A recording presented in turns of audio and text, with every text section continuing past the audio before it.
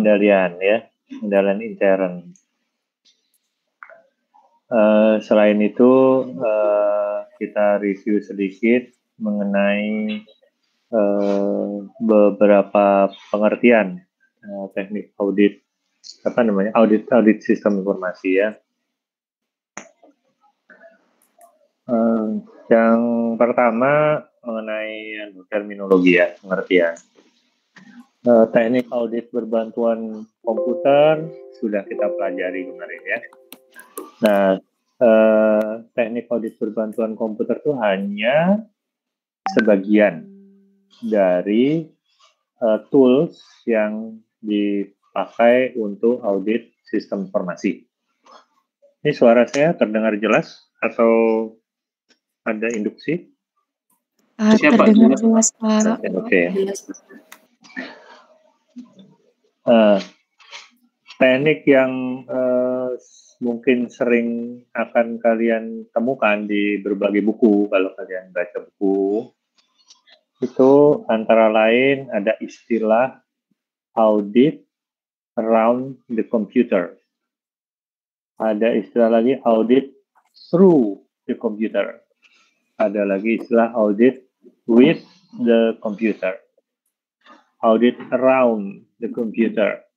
Jadi audit kalau terjemahan terjemahan harfiahnya audit di sekitar komputer.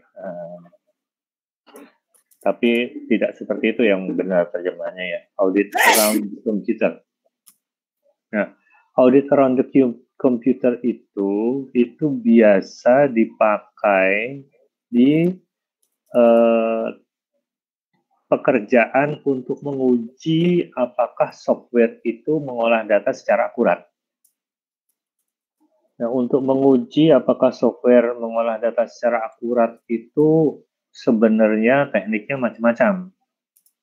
Kalau orang IT misalnya lebih senang mempelajari kode programnya, source programnya, dilihat, dibuka, dipelajarilah logika program. Jadi kode program dibaca baris per baris, dianalisis. Kalau baris pertama misalnya if X sama dengan 20, then go to baris nomor 57. Else go to baris nomor 43. Nah, itu dipelajari satu-satu. Kenapa kok lari ke sana, setelah lari ke baris 57 itu apa yang akan dilakukan, kalau baris 43 apa yang dilakukan, terus gitu. Itu dibaca satu persatu, dianalisis satu-satu. Untuk mengetahui apakah dari perintah program itu ada perintah yang nyeleneh, ada perintah yang sengaja dibuat untuk melakukan kecurangan. Kalau dulu yang terkenal itu, di zaman dulu yang terkenal itu, programmer bank itu pada waktu membuat kode program itu memindahkan selisih dari pembulatan angka. Jadi kalau di bank itu kan perhitungan bunga itu dilakukan setiap hari ya. Bunga deposito, bunga pinjaman, bunga simpanan itu dihitung tiap hari. Dari pokok simpanan atau pokok pinjaman itu dikalikan tarif, itu mesti ada pecahannya. Misalnya bunga hari ini Rp5.219.45 misalnya, ada pecahannya. Nah, itu dibulatkan. Terus pembulatannya itu mesti ada selisih kan? Dari pembulatan dengan hitungan realnya. Nah, selisihnya itu ditransfer ke rekening tertentu. Rekeningnya si programmer atau rekening temennya programmer.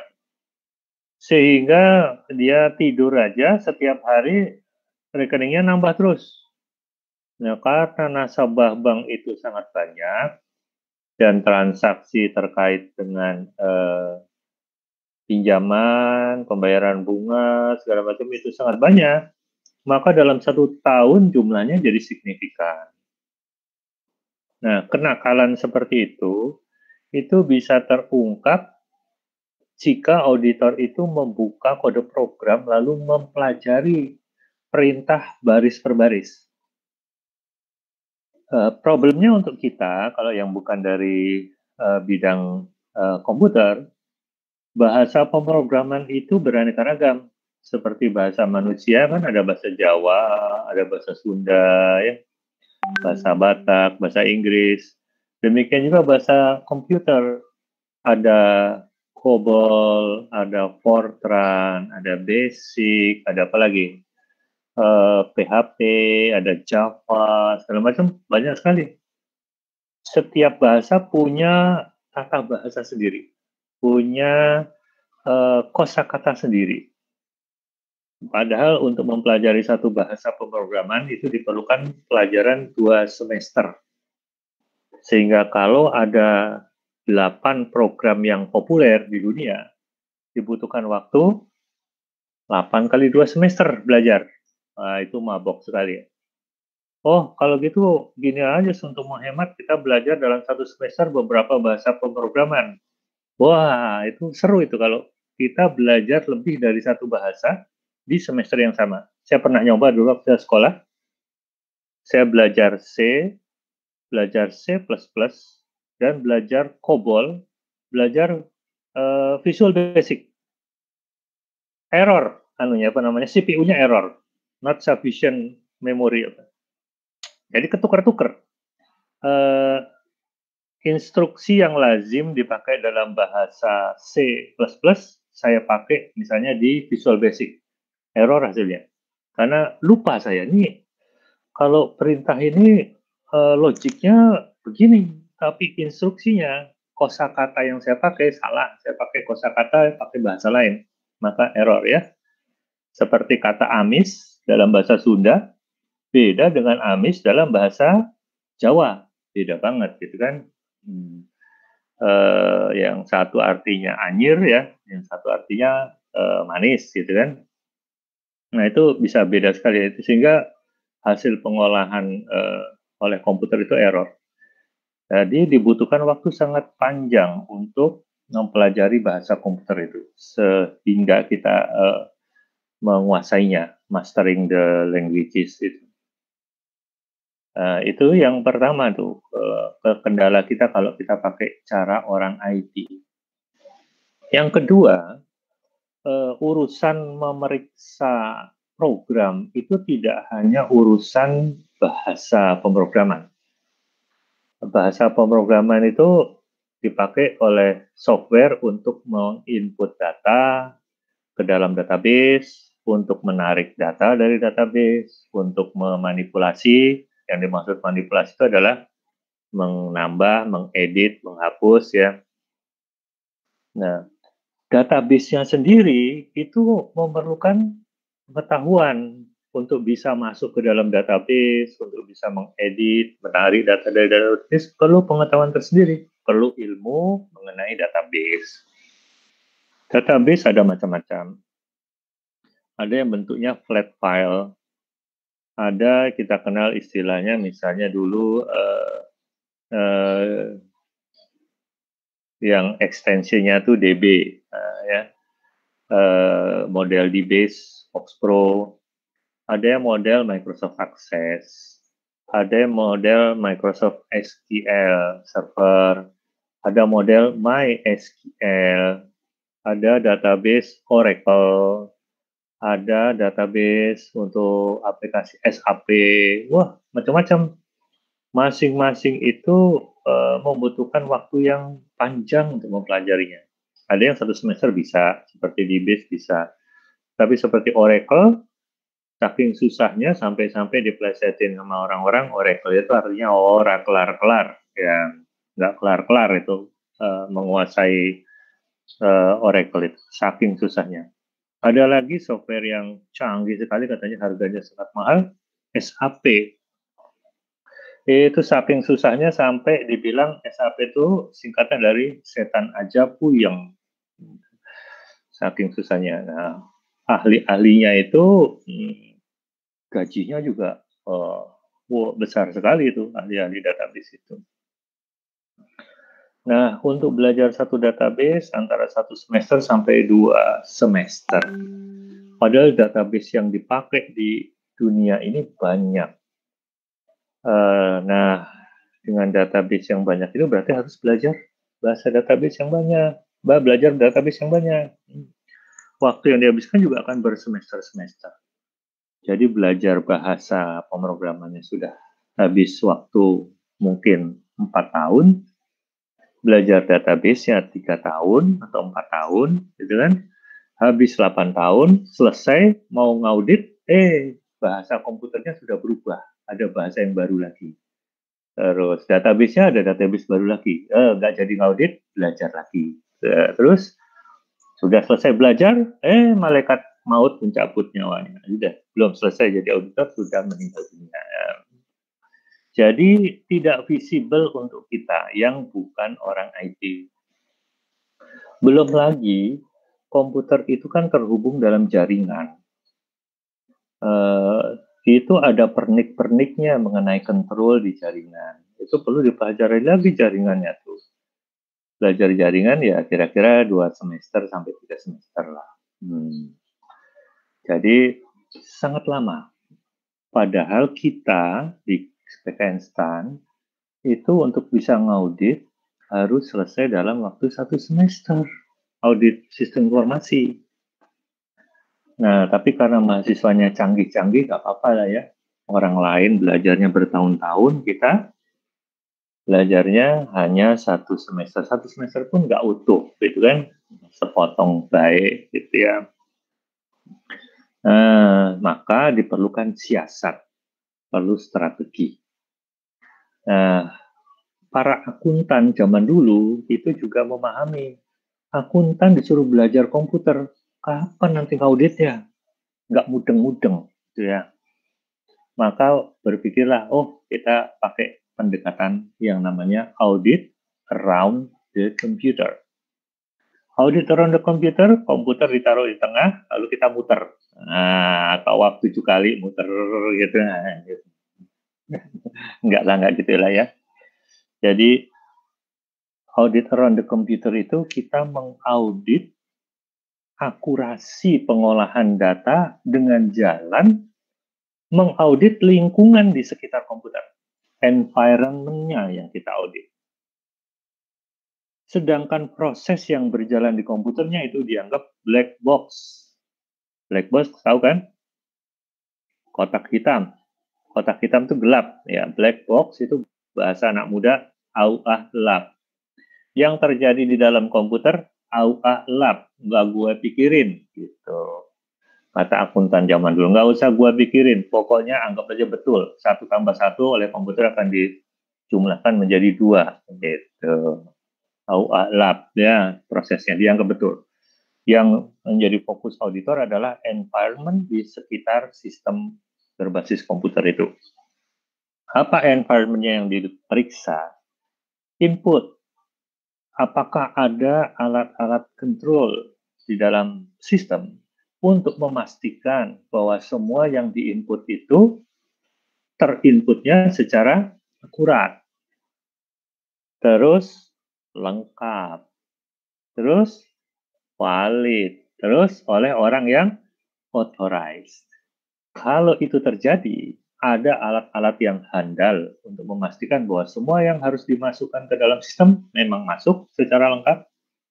Dan yang sudah masuk itu memang masuknya akurat dan valid. Tidak ada data-data fiktif, tidak ada data yang tidak tepat formatnya masuk ke dalam database. Dan yang menginput itu orang yang memang authorized. Yang dimaksud authorized itu berarti dia punya kewenangan, tentu dia juga punya kompetensi yang memadai untuk menginput. Nggak sembarangan orang ya. Dan ada orang-orang yang melakukan kontrol. Kalau itu diyakini oleh auditor ada dan berjalan input kontrolnya itu, maka auditor percaya bahwa data yang masuk itu bisa dipercaya. Setelah itu sudah masuk ke dalam database, akan ada program yang akan menarik data itu dari database untuk menghasilkan output. Nah, untuk menarik menghasilkan output itu diuji lagi. Gimana cara mengujinya?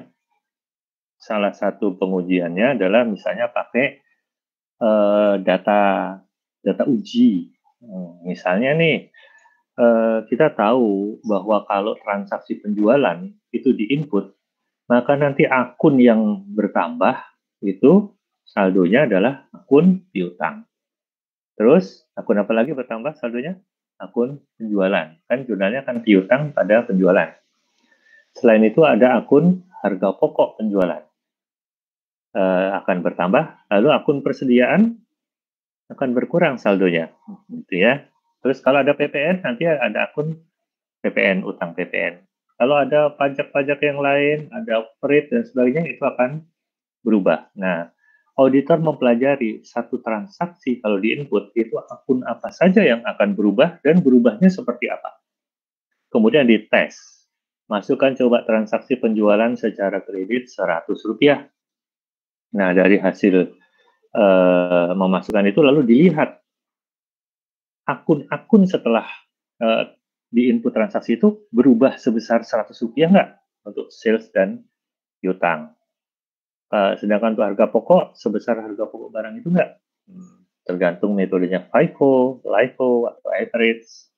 Kemudian freight, insurance, terus PPN juga berubah nggak sebesar tarif-tarif yang terkait. Kalau berubah, maka auditor senang. Ini berarti pengolahan datanya oke punya nih. Dimasukin data, hasilnya seperti itu, reportnya benar. Nah, dia melakukan secara sampling pakai data test. Nah, data test itu ada kelemahannya. Apa kelemahannya? Data test itu kan data dummy, data ecek-ecek, pura-pura. Kalau auditornya itu senang melakukan eksperimen, ya saya coba masukin transaksi 1 triliun gitu. Terus saya masukkan transaksi minus gitu, tes masukin. Akibatnya apa? Data yang real, transaksi real itu bercampur dengan data dummy. Maka reportnya menjadi kacau balau. Karena data dummy-nya masuk ke dalam sistem bercampur baur dengan data yang real. Nah, itu tidak senang itu auditi. Auditi nggak senang itu kalau ada auditor masukin data tes data ke dalam sistem yang sedang berjalan yang memang mengolah data yang real. Karena laporan-laporan manajerialnya jadi sesat. Salah satu yang sesat adalah misalnya kalau ada perhitungan bonus untuk salesman. Nah, begitu auditor masukin, sales 1 triliun, maka tiba-tiba timbul hutang bonus kepada salesman. Salesman-nya senang, saya bakalan dapat bonus gede nih, padahal nggak kerja saya itu kan. Kalau itu gampang dikoreksi, tapi yang lebih bahaya lagi adalah jika secara otomatis muncul PPh pasal 21, muncul PPN yang karena itu masuk ke faktur pajak elektronik yang dikunci oleh DJP, nggak bisa diedit itu. Ada faktur PPN-nya, muncul tagihan PPN keluaran 100 miliar. AR-nya, akun representatif di kantor pajak seneng banget. Wow, ada PPN gede banget ini. Ini wajib pajak potensial. Padahal itu PPN-nya palsu ya, dummy. Tapi nggak bisa diedit, misalnya, karena di sana ada proteksi, tidak bisa diedit. Nah, hal-hal yang seperti itu yang tidak diantisipasi, terutama oleh auditor yang kerjanya gerusa-gerusu, keburu-buru, tidak mempelajari bisnis proses secara komprehensif, main coba-coba saja, maka dia tidak menyadari bahwa satu input yang salah bisa berdampak meremen kemana-mana. Satu input yang tidak valid itu meremen kemana-mana. Nah, itu menyulitkan wajib pajak setelah si auditor nanti pulang. Ya. Maka itu walaupun secara teori pakai tes data itu bagus, tetapi ada efek sampingannya jika dipakai tidak secara bijak, ya. Seperti dokter nyoba nih, ini kira-kira vaksin ini manjur atau enggak. Udah, masukin aja ke badan orang, jedet. Ternyata pasiennya malah meninggal dunia. Lalu kesimpulannya, oh berarti vaksin ini berisiko tinggi. Iya, kesimpulan itu bagus. Tapi masalahnya orang yang jadi percobaan itu udah terlanjur meninggal dunia, nggak bisa dipanggil lagi. Gitu. Kira-kira seperti itulah analogi sederhananya. Ya. Nyoba bom, jadi kan nyoba bom. Coba nih, bom diledakin nih. Kira-kira orang kalau kena meninggal nggak? Ya, gedung hancur nggak? Ya, itu data tes kira-kira seperti itu. Ya. Kalau dilakukan tidak secara bijak. Sepeda motor, kalau olinya diganti air, kira-kira gimana? Cobain aja. Wah, habis masukin air langsung turun mesin. Gitu. Komputer layarnya coba kalau dikasih magnet gimana kira-kira? Bagus nggak? Wah, langsung muter. Teman saya ada yang seperti itu coba. Layar monitor ditempelin magnet. Gambarnya warnanya bisa muter. Wah, warna kayak pelangi. Habis itu rusak. Oh iya bagus ya. Habis itu simpulannya beli lagi. Jadi itu eksperimen yang dilakukan tidak secara wise. Lalu ada cara lain lagi menguji akurasi dari proses pengolahan data. Apa? Yang namanya parallel simulation yang sudah kita pelajari di kuliah TABK ya. Kalian belum kuliah TABK ya? Parallel simulation. Apa itu parallel simulation? Parallel simulation itu prosedur menguji akurasi pengolahan data dengan jalan mengimpor semua data mentah yang dipakai oleh auditi. Setelah diimpor, lalu diolah sendiri oleh auditor pakai softwarenya auditor. Maka menghasilkan output versi auditor.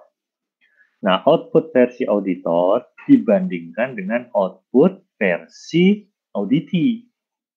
Kalau hasilnya sama, maka bisa disimpulkan bahwa pengolahan data di komputernya auditi itu akurat. Kalau tidak sama, maka disimpulkan pengolahan data oleh auditi itu tidak akurat. Nah, ini auditornya pede banget ini. Ya memang harus pede. Emang auditor nggak bisa salah? Auditor bisa salah, tapi diasumsikan auditornya tidak salah. Jadi kalau beda, yang salah siapa? Auditi. Nah itu yang akan kita pakai untuk di kuliah kita. Parallel simulation atau simulasi sejajar. Jadi itu teknik menguji akurasi proses pengolahan data oleh software dengan jalan mengimpor data mentah yang dipakai oleh software, kemudian mengolah sendiri pakai komputernya auditor, pakai softwarenya auditor, dan menghasilkan output. Outputnya itu nanti dibandingkan dengan output versi auditi. Dan kalau hasilnya sama, akan disimpulkan pengolahan data oleh softwarenya auditi itu akurat. Kalau nggak sama, auditi softwarenya salah. Ya. Nah, ini yang setelah kita pelajari di kampus STAN selama beberapa tahun dan dilakukan eksperimen pengembangan sampai mungkin boleh dibilang 10 tahun, maka dosen-dosen audit sistem informasi di PKN STAN memilih menggunakan parallel simulation yang dikembangkan sendiri di PKN STAN ini untuk bekal mahasiswa menguji akurasi dari pengolahan data. Itu ya. Jadi nggak main-main ini hasil dari eksperimen 10 tahun lebih mungkin ya dari para dosen yang akan diajarkan kepada kalian. Nah, sekolah lain bagaimana? Sekolah lain tidak secara spesifik menitik beratkan pada teknik yang diajarkan di Tekenstan. Mereka pakai software bantuan seperti ACL, ada otomatisasi tertentu. Nah, kalau yang diberikan di Tekenstan itu kira-kira gini ya, analoginya. Kalian dikasih kompetensi untuk menggunakan macam-macam pisau. Ada pisau dapur, ada pisau roti, ada golok, ada pedang, ada kapak, ada chainsaw. Lalu dikasih latihan untuk merasakan dan mengenali masing-masing pisau itu cocoknya untuk memotong apa. Kalau pisau dapur dipakai motong pohon kelapa, bisa nggak? Bisa patah pisaunya ya. Nah, gitu. Sebaliknya kalau chainsaw yang untuk nebang pohon besar-besar itu dipakai untuk motong kue tart, bisa nggak? Bisa, kue tartnya bisa hancur, gitu kan? Langsung ambiar. Gitu. Nah, kalian dilatih untuk menggunakan macam-macam pisau itu, sehingga tahu kapan pakai pisau dapur untuk apa, kapan pakai pisau roti untuk apa, kapan pakai kampak untuk apa, gitu ya. Beda dengan yang di sekolah lain, parallel simulation-nya misalnya lebih ke ini ada software, terus itu ada data, coba diuji, langsung keluar hasilnya. Wah, gitu kan, simsalabim jebret, itu kan misalnya. Ini ada software, coba dianalisis datanya, hasil analisisnya. Itu berakibat menjadi terlalu tergantung kepada software. Kita tidak terlalu tergantung pada software tertentu. Pakai software apapun bisa. Kalau perlu, pakai chainsaw pun untuk motong tart juga bisa. Tapi cara pakai chainsaw-nya beda. Kalau chainsaw terpaksa dipakai untuk motong tart, maka chainsaw-nya nggak dihidupkan mesinnya. Chainsaw-nya dipakai untuk pelan-pelan motong kue tartnya itu ya. Tuh. Nah, ya gitu kira-kira ya. Jadi kita dalam melakukan audit atas sistem informasi itu semi audit around the computer. Semi ya. Jadi kita fokus pada bagaimana mengaudit environment di lingkungan komputer tersebut, tetapi tidak sepenuhnya mengatakan bahwa tidak sepenuhnya sama sekali nggak menguji proses. Kita uji proses. Kalau audit around the computer yang murni, proses itu tidak diuji. Yang diuji adalah pengendalian input, pengendalian proses, dan pengendalian output. Pengendalian. Lalu dengan data tes secara terbatas, diuji untuk meyakinkan bahwa memang output yang dihasilkan itu oleh sistem itu adalah seperti yang diharapkan, as expected ya. Prosesnya sendiri tidak secara ekstensif diuji kehandalannya, karena itu dianggap black box, dianggap proses oleh komputer itu benar. Ya, kalau kita nggak begitu. Nah, lawannya audit around the computer itu adalah audit through the computer. Nah, audit melalui komputer, nyelam ke dalam komputer. Ya, audit through the computer itu dilakukan seperti apa? Seperti audit around the computer dalam hal menguji environment-nya. Tetapi proses pengolahan data di dalamnya, dalam audit around the computer, tidak dianggap black box. Dia white box, ya bahasa kasarnya. Kalau mahasiswa senang bilangnya white box. Kalau saya tidak pakai bahasa white box, ya pakai proses pengolahan data oleh komputer itu diuji dalam audit through the computer, environment diuji, proses di dalam komputer juga diuji. Gitu. Jadi hasilnya tentu lebih bagus dibandingkan audit around the computer. Tapi kelemahannya audit through the computer kalau pakai pendekatan orang IT itu apa kelemahannya? Lama sekali auditnya. Kalau kode program diperiksa satu persatu itu menghabiskan waktu lama sekali dan tidak dijamin hasil meriksanya itu bisa menemukan semua kesalahan. Karena manusia itu punya keterbatasan secara psikologis ya. Kalau baca kode program terus detail, lama-lama matanya rasanya bungkak. Terus stres, puyeng, bosen, akhirnya tidak teliti. Nah, tidak teliti mengakibatkan ada kode tertentu, logik tertentu yang sebetulnya harusnya dipedalami, itu di skip. Loncatin kayaknya aman-aman aja. Padahal di dalamnya itu ada sesuatu yang bermasalah. Nah, jadi audit through the computer dengan jalan menguji sampai ke kode program itu tidak menjamin bahwa semua kesalahan itu akan ketemu. Karena ada keterbatasan manusia itu. Dan juga nggak efisien ya, mahal. Lalu ada cara lain, pakai apa? Ngujinya pakai software juga. Jadi kan kalau pakai software juga jadi seperti parallel simulation juga ya. Nah, cuma dia softwarenya software yang diotomatisasikan. Nah, kalau kita setengah otomatisasi, supaya kalian tahu bagaimana cara memakai pisau-pisau itu untuk menguji ya. Jadi, bedanya audit around the computer dengan audit through the computer itu di aspek apakah proses oleh komputer itu diuji secara intensif atau tidak ya.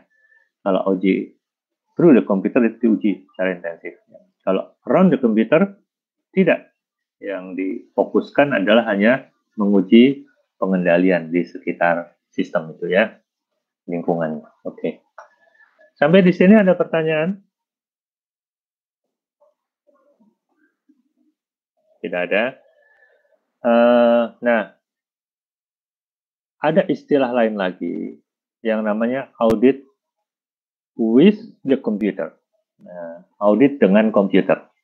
Audit with the computer.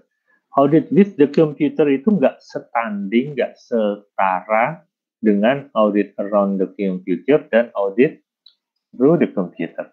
Memang susunan kata-katanya agak mirip-mirip, tapi dia bukan jenis dari teknik audit ya.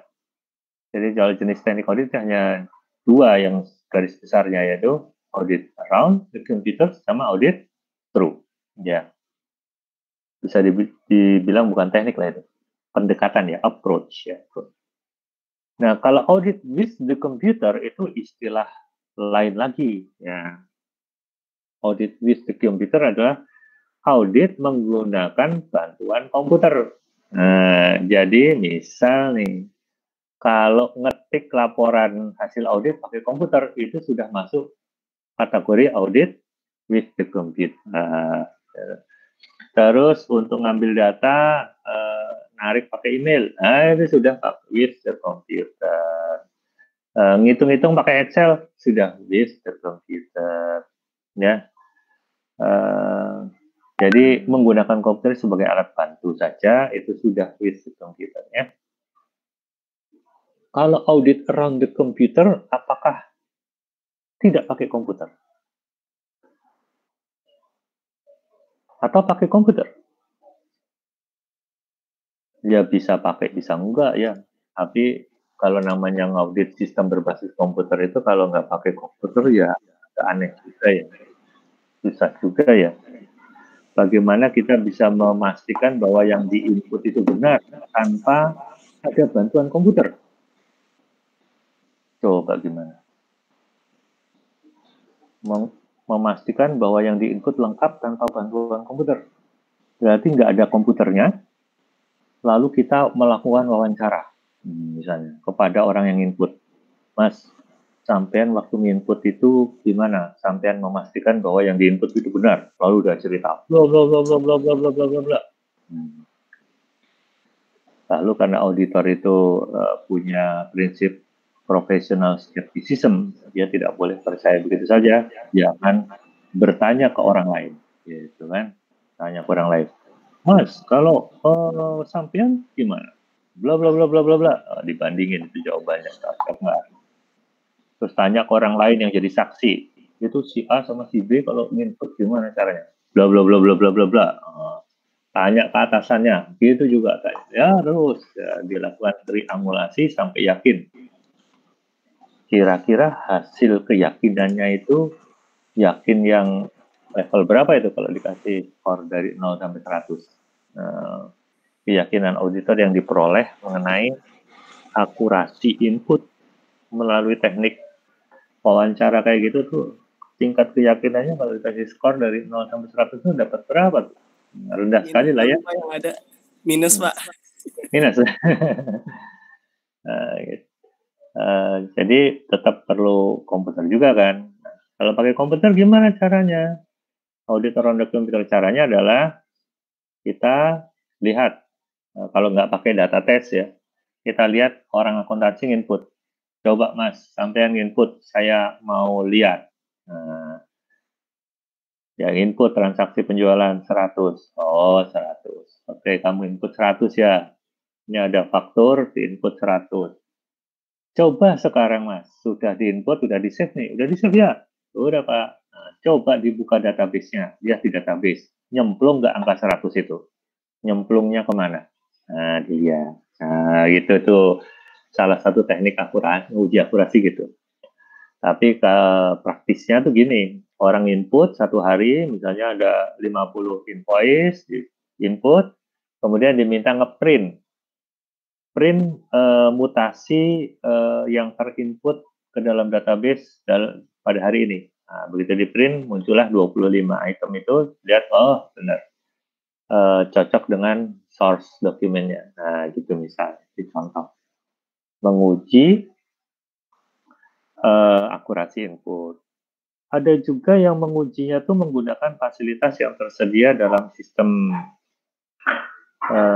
mengujinya. Misalnya kalau penerimaan mahasiswa baru itu kan ada tes ya, tes mahasiswa bunderin melingkari melingkari jawaban itu kan pakai item-item itu ya, pakai item-item. Kalau misalnya ujiannya tidak computer based, jadi kertas dikasih pilihan A B C D E lalu dilingkari item-item.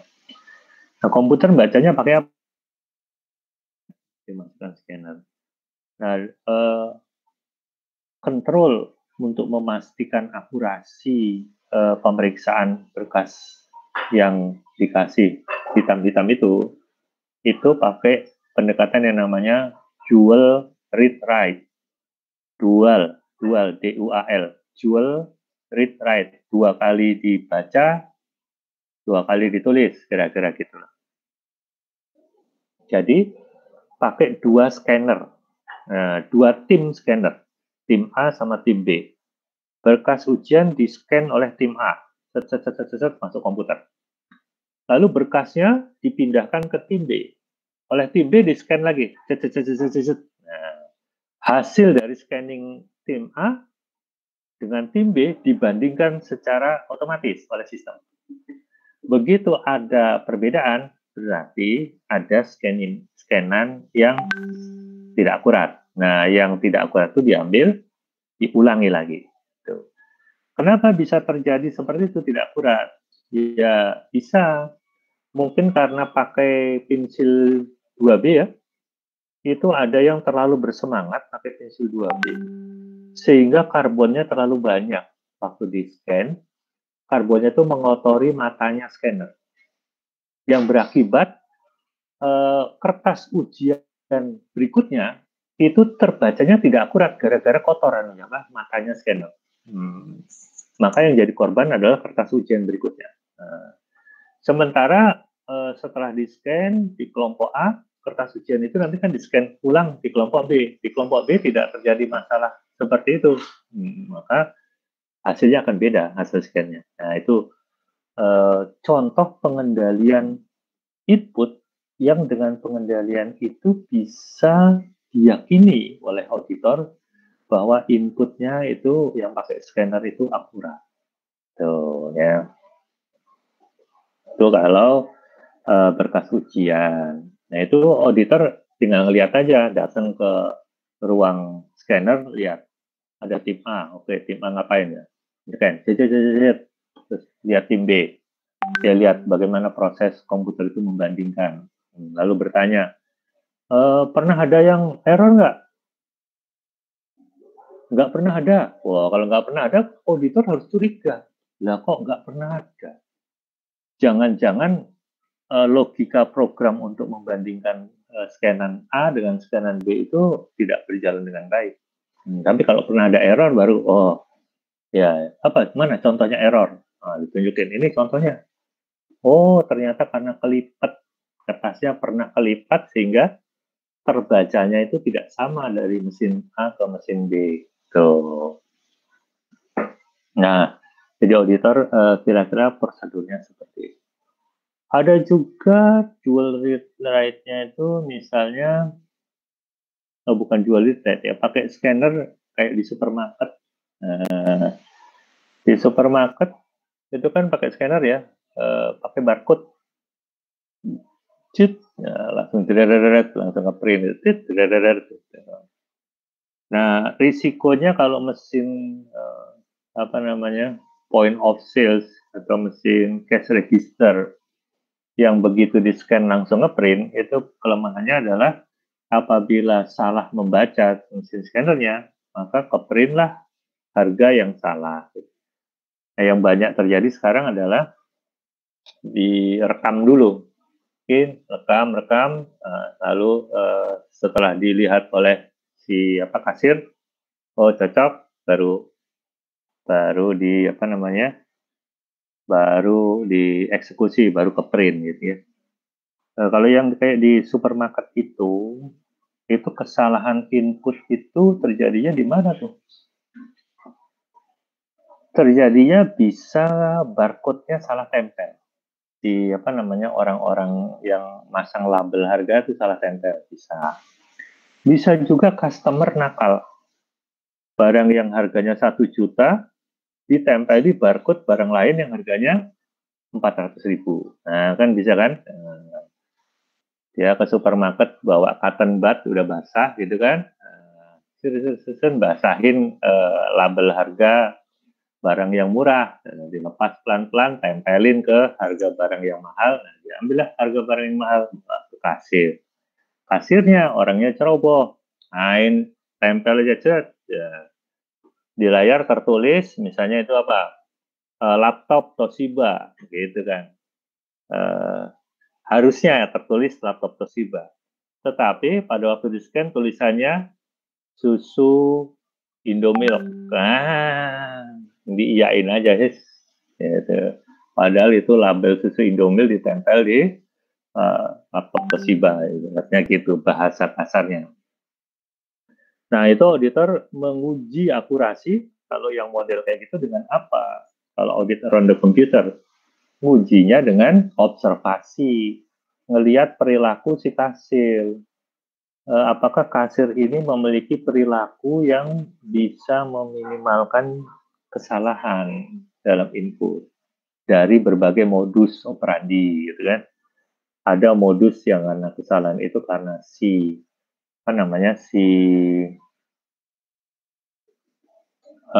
customer nakal, bisa kesalahan itu kesalahan di di orangnya, orang yang masang label salah ya. Saya pernah ke salah satu toko buku yang terkenal di Indonesia, besar sekali, yang dia punya jaringan banyak. Saya beli sesuatu di sana. Di label harga, di rak itu tertulis, misalnya saya beli pulpen. Tertulis harga pulpennya misalnya 80.000, misalnya. Saya ke kasir, saya harus bayar 120.000. Loh, ini gimana nih? kok kayak gini, saya nggak mau saya. Ini di sana tertulis 80.000, kok saya harus bayar 100.000, 120.000, nah gitu kan. Iya, yang salah di sana Pak. Oh, nggak bisa begitu. Nggak bisa begitu. Ini namanya penipuan. Nah, kira-kira gitulah saya icak-icaknya marah. Ya, kasirnya nggak mau. Tetap begitu. Terus saya bilang, saya mau ketemu manajer toko. Saya mau ketemu manajer. Takut ya. Terus manggil apa namanya, koordinator di sana. Terus saya dengar mereka bisik-bisik, iya nih suka kayak gini nih. Oh, rupanya di toko buku itu sering terjadi harga di kasir tidak sama dengan harga di rak. Terus saya minta, ini gimana nih harganya kayak gini. Lalu si supervisor itu punya komputer sendiri. Dia cek pakai komputer dia. Harga yang benar adalah memang 80.000. Terus si kasir itu ngomong, ini nggak bisa Pak dikembaliin uangnya. Bisanya adalah Bapak beli barang lagi seharga selisihnya. Saya bilang, nggak mau saya. Saya mau bayar hanya 80. Atau saya laporkan, saya tulis di koran. Wah, takut ya. Akhirnya bisa bayar 80.000. Nah, jadi ternyata ada toko buku besar yang saya pikir kredibilitasnya sangat tinggi. Toko buku itu ada di Bintaro Plaza. Itu internal kontrolnya parah.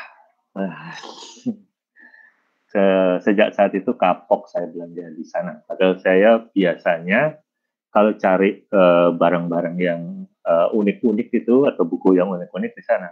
Sejak saat itu saya ogah. Kalau saya beli, saya hitung ulang-ulang lagi. Ini barang kalau bisa beli di tempat lain, saya beli di tempat lain. Itu contoh real experience yang tidak pernah saya duga itu terjadi.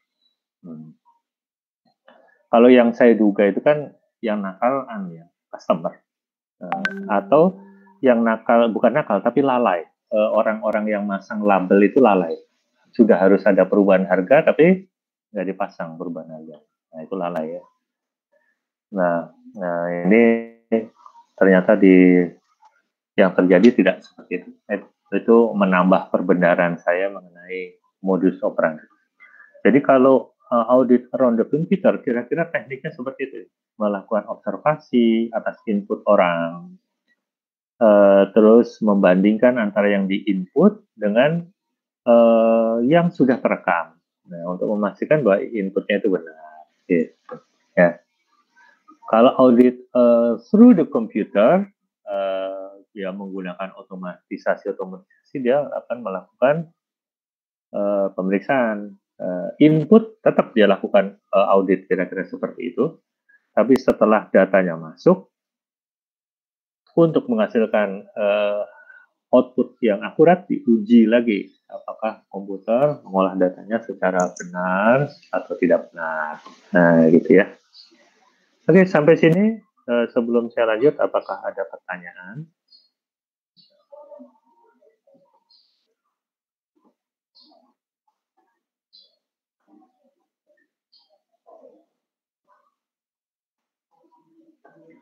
Ya, jadi audit around the computer itu auditor rely on control, ya, menguji control efektif atau tidak. Karena kalau tidak efektif kontrolnya, maka yang masuk ke dalam sistem itu akan berupa garbage, sampah. Kalau yang masuk ke dalam sistem itu sampah, maka diolah seperti apapun, hasilnya juga sampah. Maka fokusnya ke sana. Kalau audit through the computer,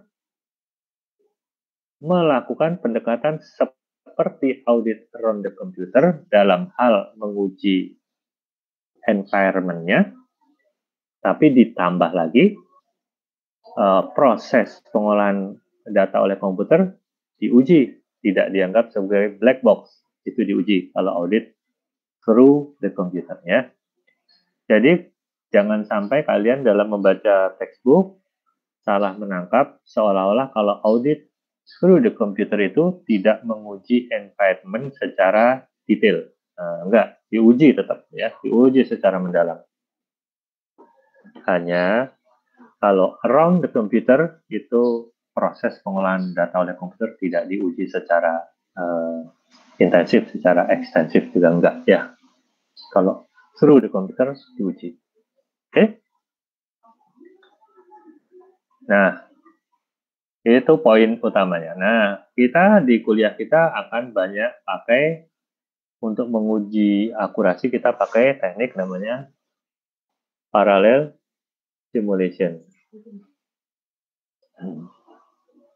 Parallel simulation ya. Oke. Selanjutnya kita coba praktek potongan audit around the computer, khusus di environment, menguji kontrol terhadap input atau kontrol terhadap proses, gitu ya. Nah, kalian bikin grup 3 orang. Kalian jumlahnya berarti 26 ya? 26 ya? 26 Pak, dus kelas. 26 dibagi berapa 26 kelompoknya? Angkanya kurang bagus ya. Iya Pak, nggak bagus.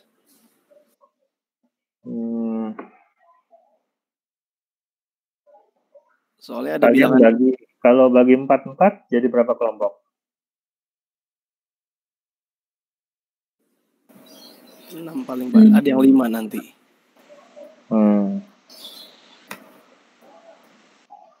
4 ada yang 3 gitulah ya. Jangan ada yang 5 kan. Nggak efektif diskusinya kalau 5. Jadi kalian bikin 4 khusus kelompok pertama dan kelompok terakhir 3 orang ya. Oke. Ngikutin nomor absen. Siap Pak. Oke. Tugasnya adalah kalian setiap kelompok memilih apakah Facebook, apakah WhatsApp, atau Bukalapak, atau apa, pokoknya bikin akun baru. Bikin akun baru, apakah Facebook, ataukah Bukalapak, atau apa, Tokopedia, atau apa aja ya, yang Tokopedia, Bukalapak, Facebook, email, Gmail ya, Gmail.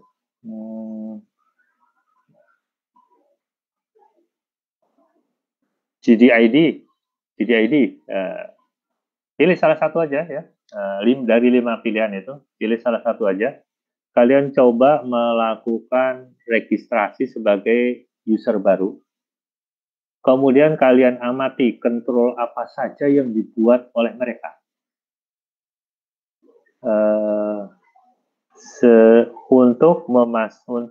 Untuk tujuan apa, silahkan kalian menginterpretasikan sendiri. Alat kontrol apa yang mereka buat, lalu tujuannya apa itu.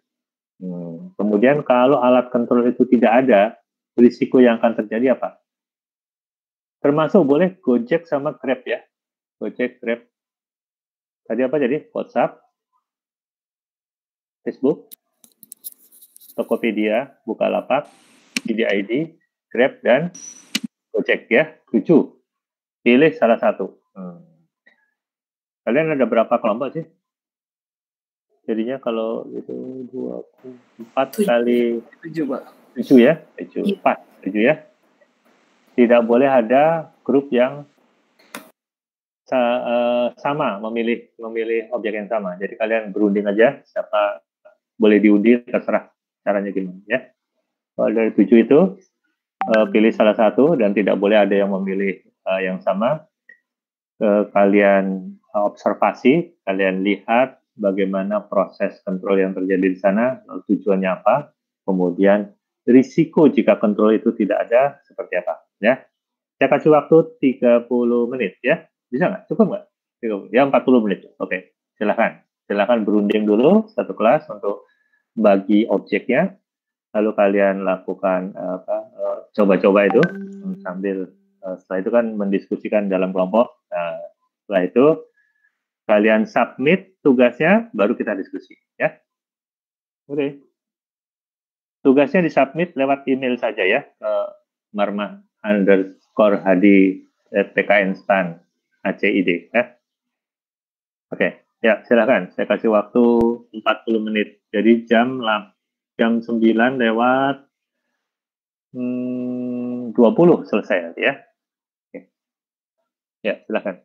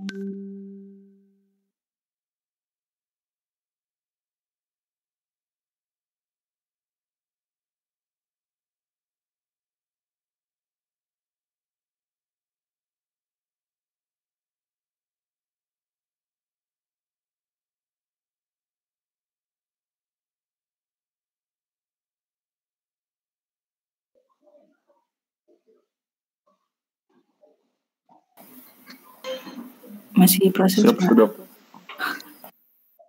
Tambah 5 menit ya.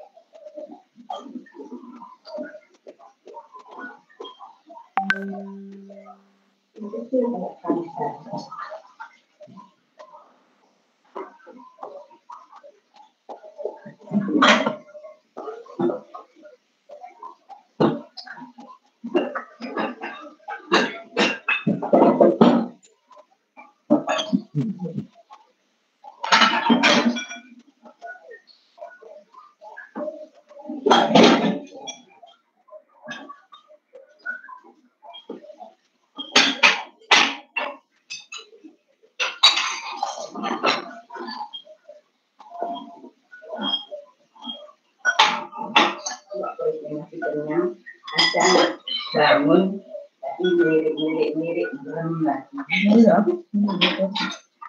Tahu tak apa-apa.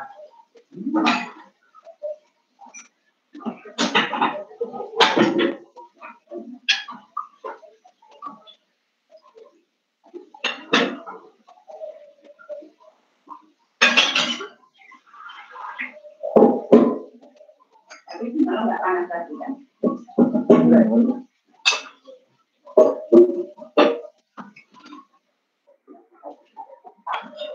Kita bedanya nggak enak kan? Udah lumayan, udah enak.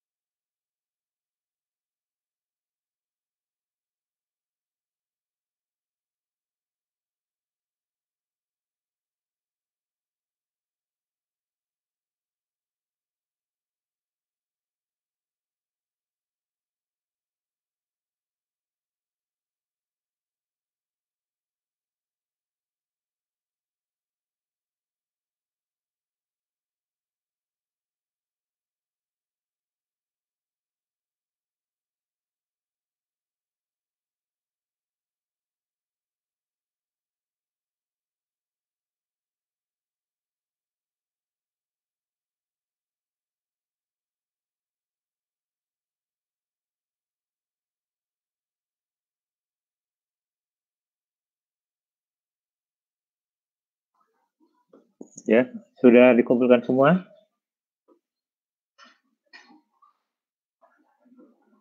Siapa yang belum kumpul? Kelompok berapa yang belum mengumpulkan? Ini mau email, Pak.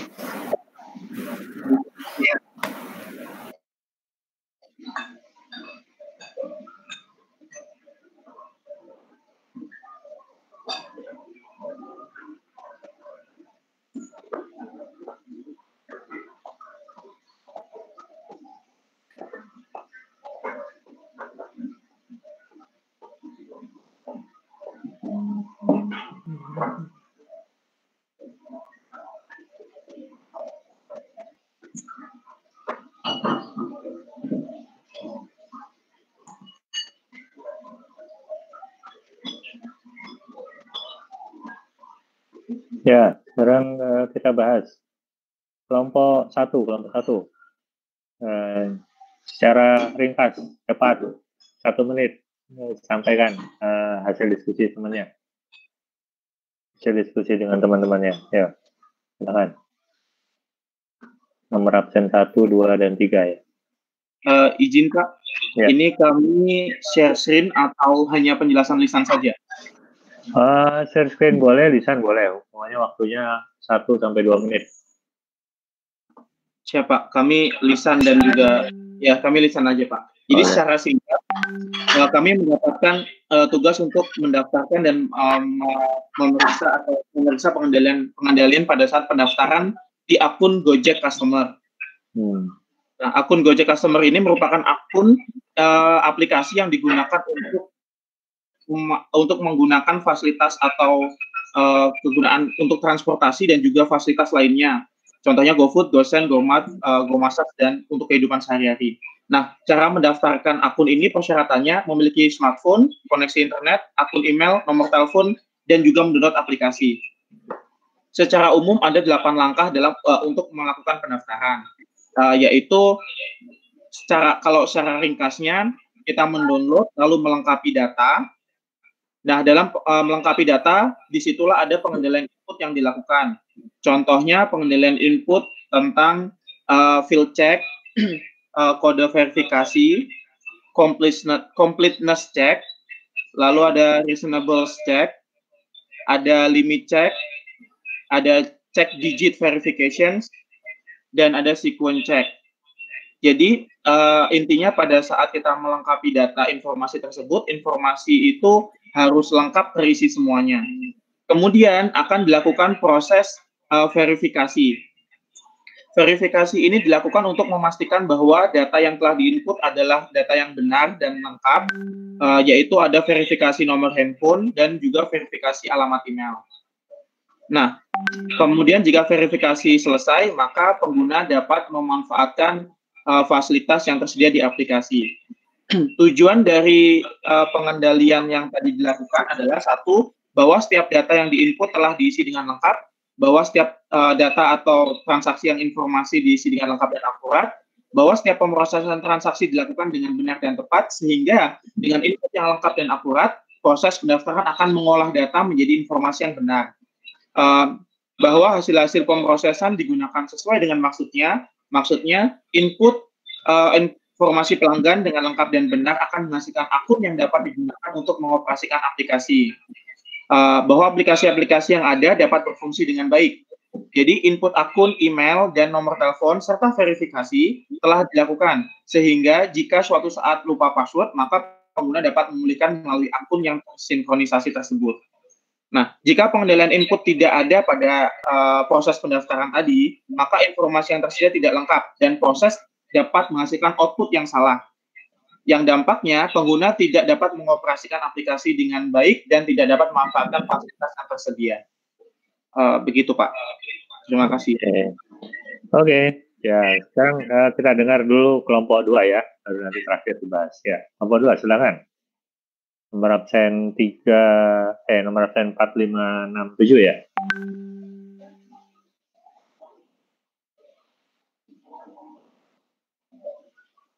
Siapa yang mewakili?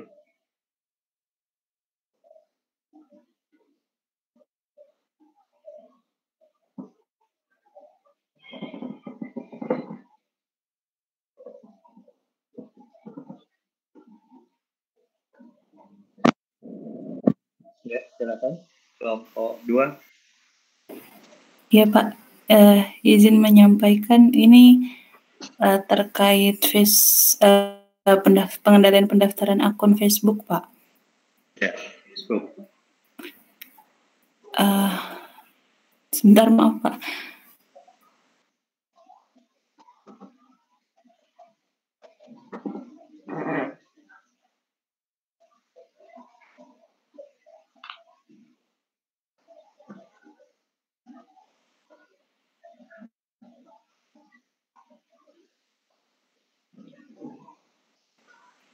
Sudah terlihat ya Pak dan teman-teman? Sudah.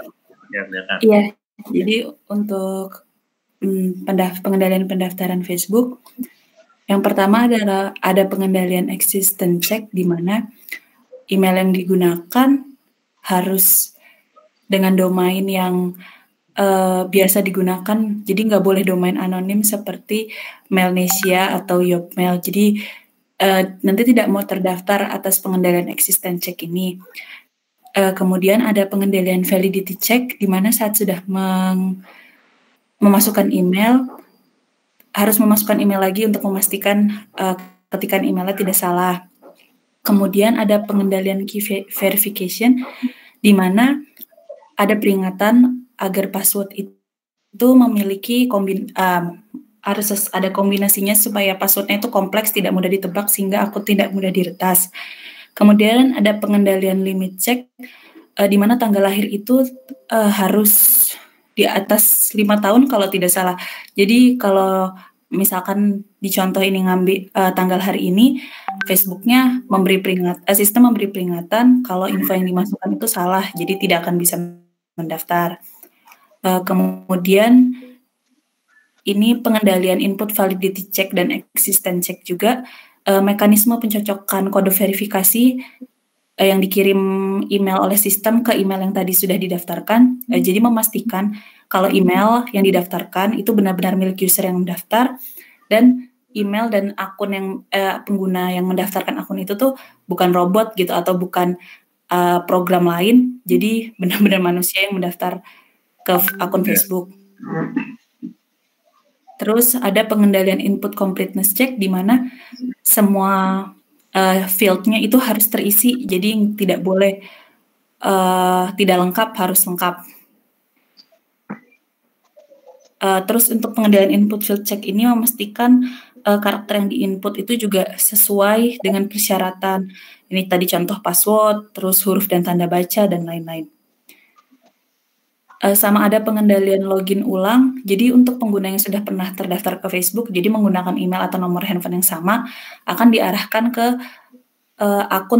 akun lama yang sudah terdaftar itu. Terus ini ada pengendalian tambahan Pak untuk anak di bawah umur dan keamanan, ada pengendalian security dan child supaya aksesnya terbatas atau terrestrict untuk anak-anak. Ada pengendalian size limit untuk konten yang dapat diupload itu tidak boleh melebihi 100 MB, dan pengendalian filtering untuk penyaringan pencarian orang yang terhubung dengan pengguna, jadi lebih mudah buat dikenalin dan dapat akses di Facebook. Sekian Pak dari kelompok kami, itu saja. Terima kasih. Ya, terima kasih. Ya, sekarang kelompok yang ketiga. Berarti nomor absen berapa? 8 ya? 8, 9, 10, 11. Siapa?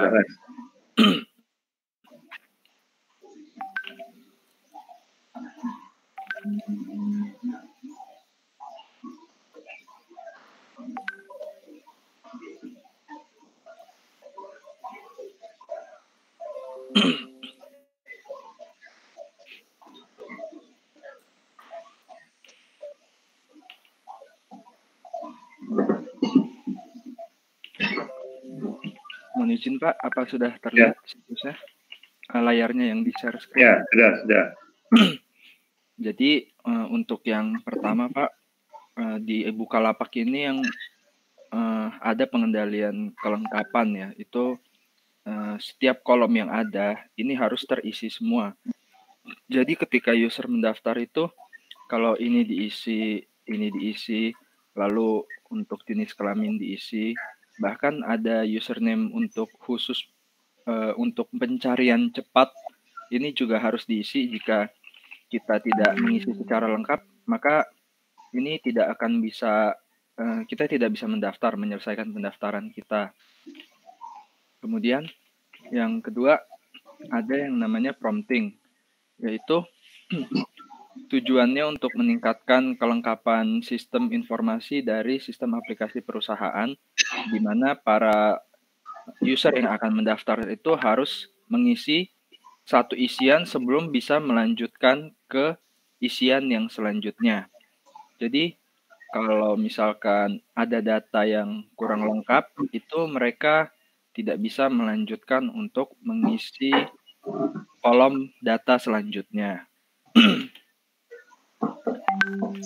Nah, kemudian yang ketiga, itu ada validity check pada email atau nomor handphone, jenis kelamin, dan passwordnya.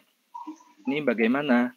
Jadi kalau kita menggunakan email atau nomor handphone palsu atau yang tidak kita gunakan, itu mereka kan ketika kita mendaftar, mereka akan mengirimkan konfirmasi registrasi ke email atau nomor handphone tersebut.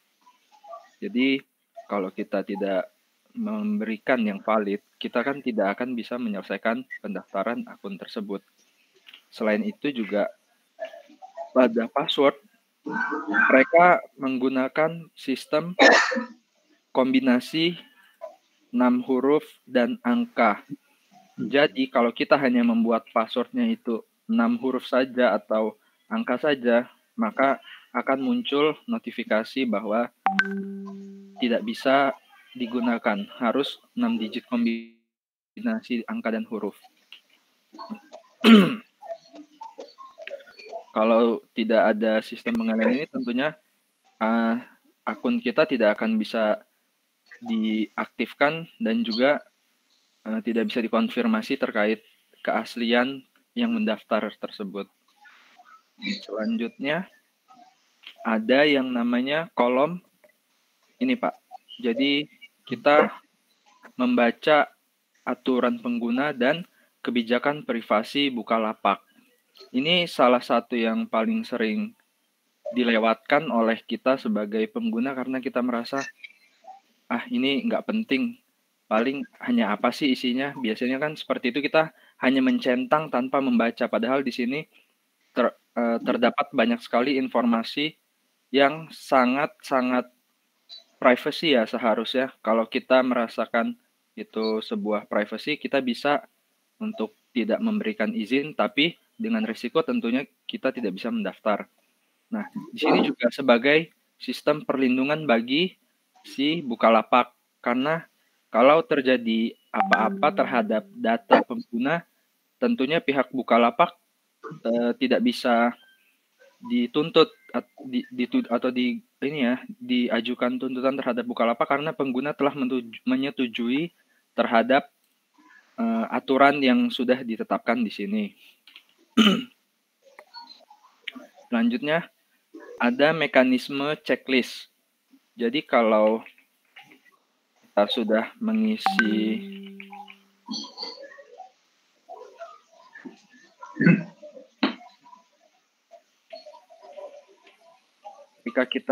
mengisi di sini, itu kalau kita sudah mengisi tidak seperti ini, dia ada tulisan tersedia, berarti ini kan bisa digunakan. Berarti akun ini belum pernah terdaftar sebelumnya. Kalau ini tidak ada, bisa jadi nanti ketika kita membuat akun yang sudah pernah ada, itu akan terjadi pengulangan ya terhadap akun yang sama, dan juga itu akan menimbulkan kerancuan di sistem sebenarnya siapa yang menggunakan dan siapa pemilik sebenarnya gitu.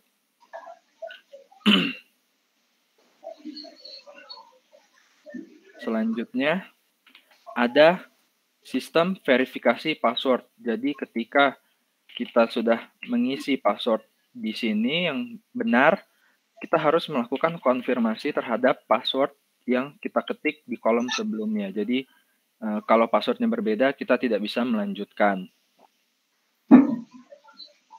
Kemudian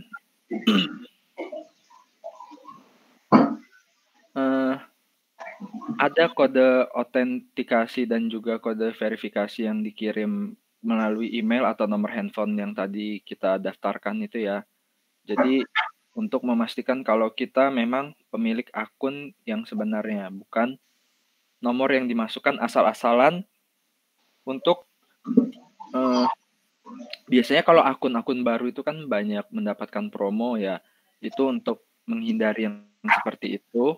Selain itu juga untuk meminimalisir penumpukan data di server mereka gitu ya. Selanjutnya yang terakhir, ini nomor handphone yang sama atau email yang sama itu tidak bisa mendaftar lebih dari sekali.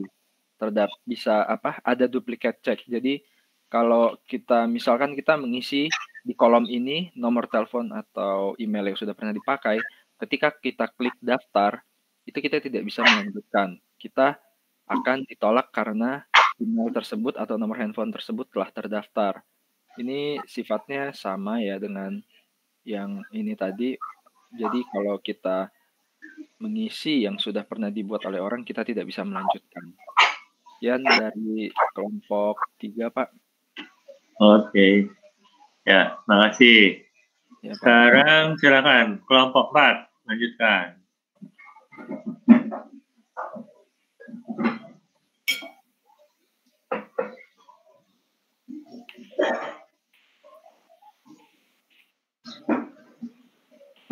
Izin, Pak.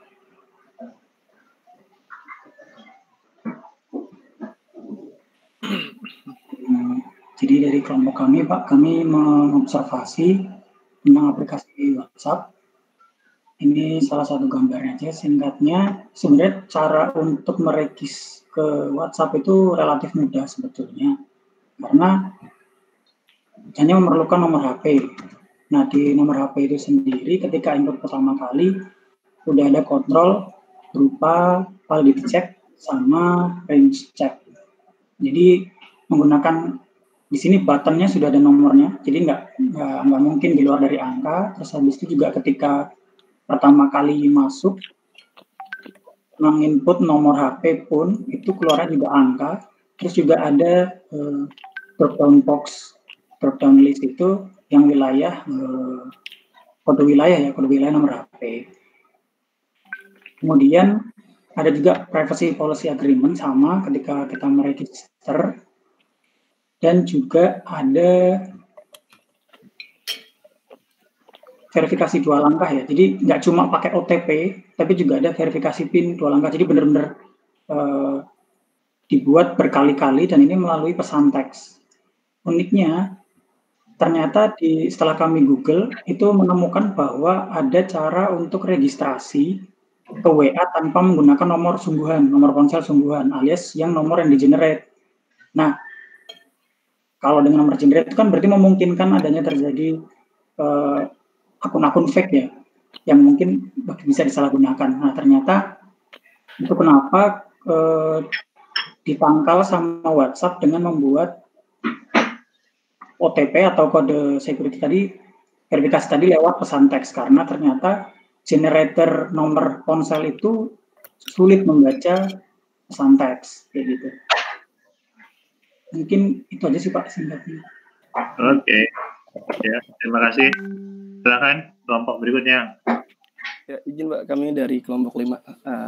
Ya. Mas Farur, mohon bantuan share screen. Oke Pak.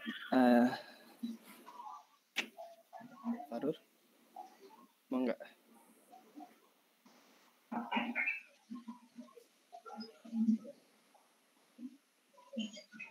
Nggak bisa kayaknya nih.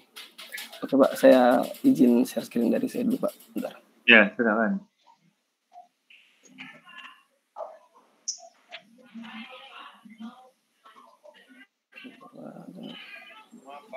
Izin teman-teman, kelihatan nggak nih awardnya? Ya, kelihatan. Ya, makasih Pak. Ya, jadi ini kami di kelompok 5 menganalisis pengendalian pada pendaftaran akun Grab. Yang pertama, pengendaliannya terkait otorisasi ya. Jadi kami pertama coba daftar dari menggunakan nomor handphone. Nah, di sini nomor handphone itu berfungsi sebagai otorisasi ya. Jadi benar nggak sih orang ini punya nomor HP-nya gitu. Jadi salah satu kontrak pertama di situ supaya tidak digunakan oleh aplikasi atau pihak lain. Yang kedua, habis dikasih otorisasi ya ada persetujuannya nih. Nah di sini ini ketika login gitu, kita juga dapat melakukan login selain nomor HP juga melalui akun Gmail atau akun yang lain juga melalui sosial media. Jadi login ini benar kalau misalkan pakai Facebook misalkan itu otomatis passwordnya password Facebook gitu. Kalau pakai akun Gmail juga pakai passwordnya di akun Gmail kita juga. Jadi loginnya di situ ada sebagai kontrol juga. Yang ketiga verifikasi. Nah ini jadi kalau pertama kali kita daftar Grab dikasih OTP 6 digit ke nomor HP yang kita daftarin, lalu kita bisa ngecek itu di SMS kita atau di email juga. Nah kemudian one time password ini juga bisa diminta kembali, di request kembali jika dalam kita nggak dapat SMS-nya gitu atau OTP-nya setelah 30 detik pertama. Terus pengecekan format. Nah jadi kita juga bisa ini nih, kalau nama sih bebas ya, terserah mau Joni mau Jono. Tapi kalau email di sini kita tes kalau formatnya nggak sesuai, ada copy obeng sama copyobeng@gmail.com yang domainnya bener yang bisa. Intermezzo copy obeng itu artinya kopi manis yang dingin gitu. Dan terus cek validitas juga. Jadi kalau login, kalau misalkan pakai sosial media kita passwordnya nggak benar, berarti kan nggak valid, berarti nggak bisa. Mungkin itu Pak sekilas dari kami terkait dengan Grab. Terima kasih. Oke, ya terima kasih. Ya silakan grup berikutnya. Siapa izin share screen?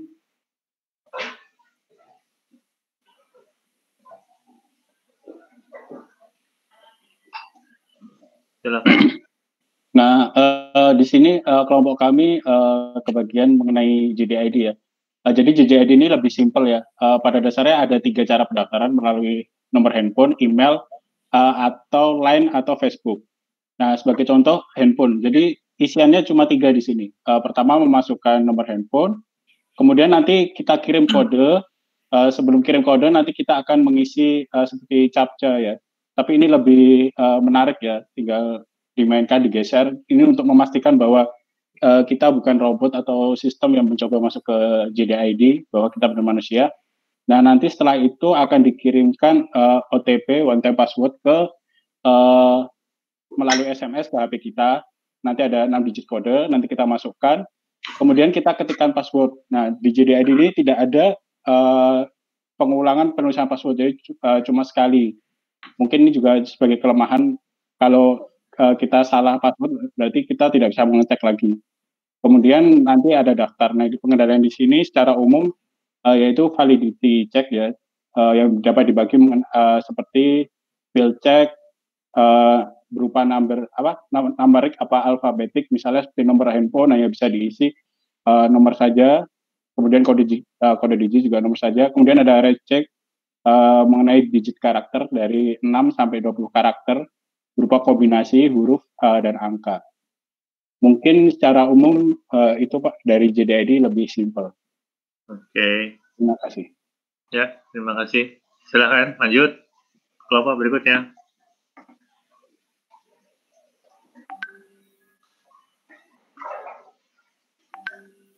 Kelompok 6 nih berarti ya.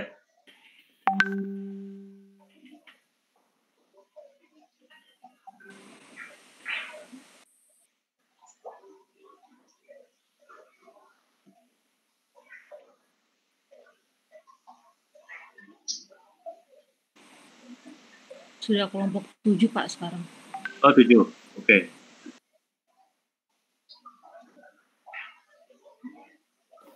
Oke, izin menyampaikan Pak untuk yang kelompok 7. Ya. Untuk yang kelompok 7 kita sistem pengendalian dari Tokopedia.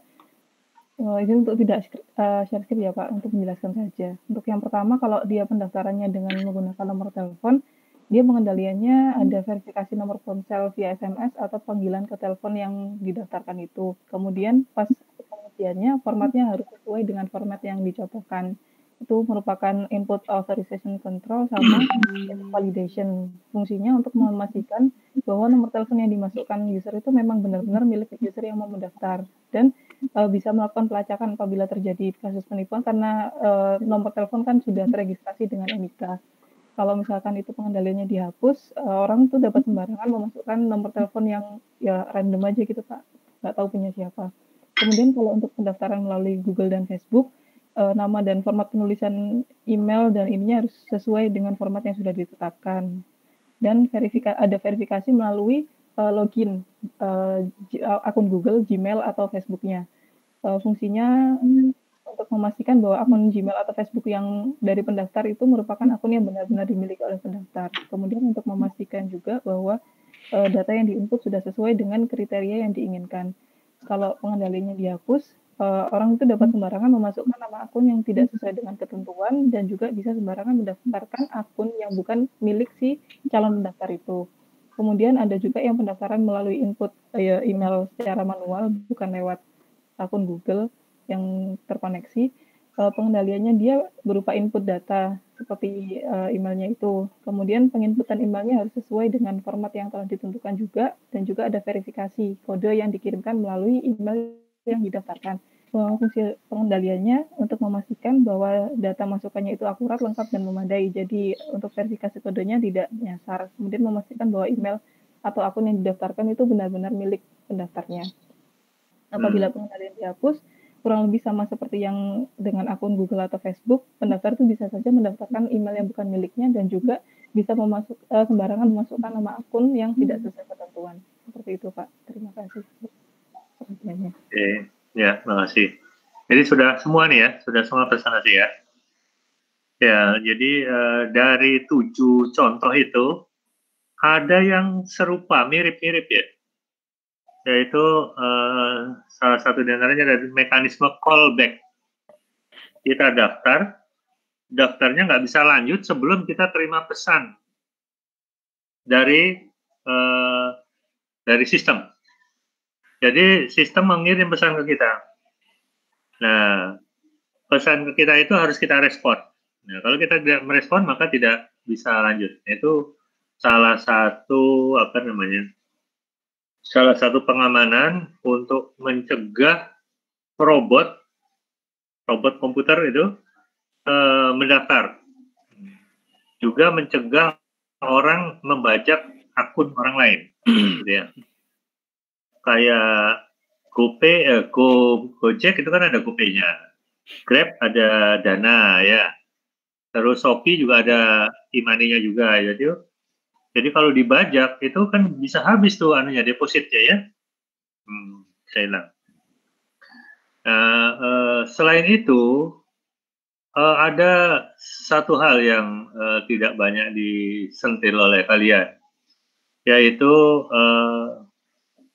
seberapa jauh mereka bisa merampas data kita secara cuma-cuma. Bisa ngambil data di daftar nama akun gitu kan, bisa ngambil foto, bisa buka kamera, bahkan ada yang bisa menghidupkan gadget semaunya dia. Bahkan ada yang bisa membuat kita tidak mampu lagi mematikan gadget kalau dia sedang mengaktifkan. Yang berbahaya itu adalah yang meminta kita loginnya tuh pakai akun Facebook, pakai Google, atau pakai Yahoo. Itu berarti password Yahoo kita jebol. Password Google kita jebol. Facebook kita jebol. Nah, begitu sudah jebol, terutama Google, begitu sudah jebol, maka Google lewat pintu yang dia miliki, dia bisa masuk ke e-banking kita. Nah, maka sewaktu-waktu kalau dia pengen nakal, dia bisa memindahkan saldo akun di bank kita kemanapun dia mau. Karena dia bisa merekam PIN token yang kita miliki. Nah, itu bahayanya kalau kalian melakukan registrasi menggunakan akun selain akun yang memang dedicated untuk situs itu. Jadi begitu kalian pakai Google untuk daftar Facebook, maka Facebook sama Google bisa main mata, tuker-tukeran data, dan kalau mau ngerampok data uang kita di bank, tinggal dia main mata aja, ya, yuk kita rampok yuk, misalnya gitu ya, gitu ya. Makanya kalau saya nggak mau saya login pakai akun email. Kalau toh mereka minta username saya adalah nama email, saya pakai password yang berbeda dengan password email saya. Dengan demikian tidak bisa dia tidak bisa jebol. Minimal kalau jebol susah gitu. Kemudian password email saya bikin panjang. Makin panjang password email, makin bervariasi isinya. Ada huruf besar, huruf kecil, ada angka, lalu ada karakter yang di luar itu, misalnya tanda pentung atau tanda yang lain, itu makin susah untuk jebolnya. Algoritmanya susah dan membutuhkan waktu sangat lama. Jadi tidak visible bagi dia misalnya menjebol akun yang passwordnya panjang. Padahal passwordnya gampang sekali ya. Misalnya nih passwordnya, aku dosen STAN, tahu nggak lo? Gitu kan, 2020, titik, ya makasih titik. Udah, itu panjang sekali. Oh itu komputer, robot untuk menemukan password itu susah sekali. Terlalu lama. Gitu ya. Kalau misalnya untuk semester ini kalian bikin password namanya, misalnya, semester ini gua belajar ASI, terus titik-titik Uyeng, gitu kan, misalnya itu menjebolnya susah sekali itu password kayak gitu.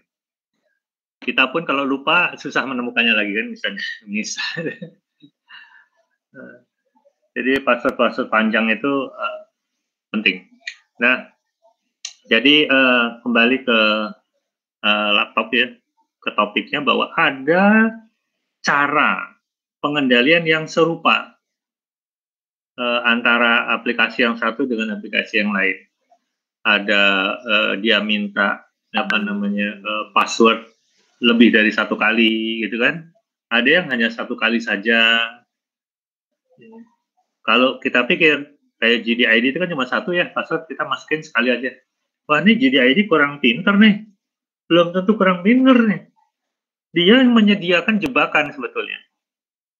Saat kita lupa karena kita salah masukin password, kita pasti akan minta bantuan untuk di reset kan. Nah, bantuannya itu pasti mengharuskan dia mengirim email. Dengan demikian, proses verifikasi lewat email itu tidak perlu berkali-kali. Pada saat seseorang itu lupa, dengan sendirinya terverifikasi apakah akunnya itu sah atau enggak. Tuh. Ya, jadi dia mengurangi traffic bolak-balik pada waktu proses validasi. Kalau kayak seperti WhatsApp itu verifikasinya berkali-kali. Terus Gojek atau Grab ya, itu juga verifikasinya banyak gitu ya. Email, nomor HP, terus SMS ya. Jadi dia beberapa lapis. Itu untuk mengesankan, memberi kesan kepada pengguna, oh aman ini. Padahal dulunya terkenal banget WhatsApp itu tidak aman. Orang bisa jebol lewat WhatsApp, gitu. Nah, sekarang dia bikin kayak gitu, itu mungkin salah satu tujuannya mencitrakan aman. Padahal belum tentu yang terjadi itu seperti yang dicitrakan. Kalau auditor tuh berpikirnya gitu kan, professional curigation. Skeptisismnya itu curigation. Jadi nggak bisa percaya gitu aja. Orang kelihatannya jujur, belum tentu jujur. Saya perlu bukti bahwa memang dia jujur gitu. Ya. Nah, jadi latihan kalian pagi ini tadi itu adalah contoh bagaimana mereview kehandalan input pada saat proses registrasi anggota baru. Caranya macam-macam, masing-masing punya kelebihan dan punya kelemahan. Dan masing-masing ada strategi tertentu di balik itu. Salah satu strategi yang tidak disadari oleh user adalah bahwa di sana kita dianggap kalau pencet tombol next atau OK, dianggap menyetujui perjanjian. Nah, dengan perjanjian itu dia bisa ngapain macam-macam, gitu ya. Bisa buka kamera kita, bisa dengerin voice kita, bisa lihat foto kita, bisa lihat phone book kita, bisa lihat settingan-settingan komputer. Nah, itu berbahaya tuh, settingan-settingan HP itu bisa dilihat, dan yang lebih parah lagi ada kata-kata di situ. Bisa mengubah settingan. Google itu ada kata-kata gitu, bisa mengubah settingan. Jadi kalau kalian install Google Play, itu ada permission yang dia minta bahwa dia bisa mengubah settingan HP kita.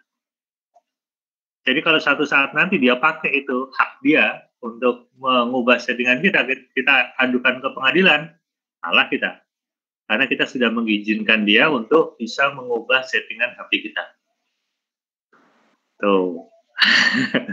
Serem ya. Jadi pakai IT itu makin lama makin rentan bagi user. Sedangkan bagi dia, si penyedia jasa, itu dia melindungi dirinya macam-macam. Salah satu bentuk pelindungannya adalah dia memaksa kita untuk menyetujui apa yang dia minta. Jadi dari aspek legal, dia mengamankan diri dia dari tuntutan. Dari aspek lain kelihatan dia rapi banget mengamankan kepentingan dari user, gitu kan. Sehingga usernya percaya aja, oh ini security-nya berlapis-lapis, bagus nih, profesional, aku percaya pada dirinya. Padahal dia meminta jauh lebih banyak dari kita tanpa kita sadari. Ya. Nah, hal kayak gini ini harus diperhatikan betul pada waktu kita men-setup sistem, mendesain sistem baru. Jangan-jangan vendor itu nakal, jangan-jangan sistem kita rentan, gitu kan? Jangan-jangan user kita terzalimi, misalnya, ya kira-kira seperti itu ya. Nah, jadi latihan kita hari ini cukup sekian. Kalian akan saya kasih PR untuk mereview software yang kalian pakai di kantor kalian. Kalau yang di pajak kan ada SIDJT, ada APROWEB, ada apa lagi tuh? Banyak lah pokoknya. Nah, kalau yang di Bea Cukai ada apa? CESA ya? CESA, Pak. Ada bukan ERP apa namanya? Ini ada macam-macam lah. Kalau yang kerjanya bukan di teknis, yang di belakang itu kan ada aplikasi penggajian, ada aplikasi verifikasi tagihan, gitu kan, ada aplikasi kepegawaian, segala macam. Nah, itu bisa digunakan. Kalau di perbendaharaan ada Sakti, ada apa namanya, Saiba, segala macam itu ya. Terus kalau yang di pengelolaan aset ada SIMAK BMN, terus ada apa lagi lah gitu. Nah, silakan kalian pilih salah satu dari software yang dipakai di kantor. Nadine pun boleh kalau pernah pakai Nadine. Lalu kalian lakukan analisis mengenai fitur pengendalian aplikasi yang ada di sana. Gunanya untuk apa dan apa risikonya jika fitur tersebut tidak ada. Nah, ya, jadi saya ulangi. Pilih satu aplikasi yang dipakai di kantor, kalian lakukan kritik. Kritiknya tuh dengan jalan jelaskan pengendalian aplikasi apa saja yang ada di sana. gunanya untuk apa. Terus kalau aplikasi itu, kalau pengendalian aplikasi tersebut tidak ada, risikonya apa? Satu lagi kalau bisa, ini bonus, kelemahan yang ada itu apa? Kalau bisa, harapan saya bisa. Ya, kelemahan dari yang ada, yang harusnya idealnya ada tapi tidak ada, itu apa? Ya, dari aplikasi tersebut, pengendalian apa yang tidak berjalan dengan baik atau tidak ada, padahal mestinya menurut kalian itu harusnya ada idealnya. Nah, oke?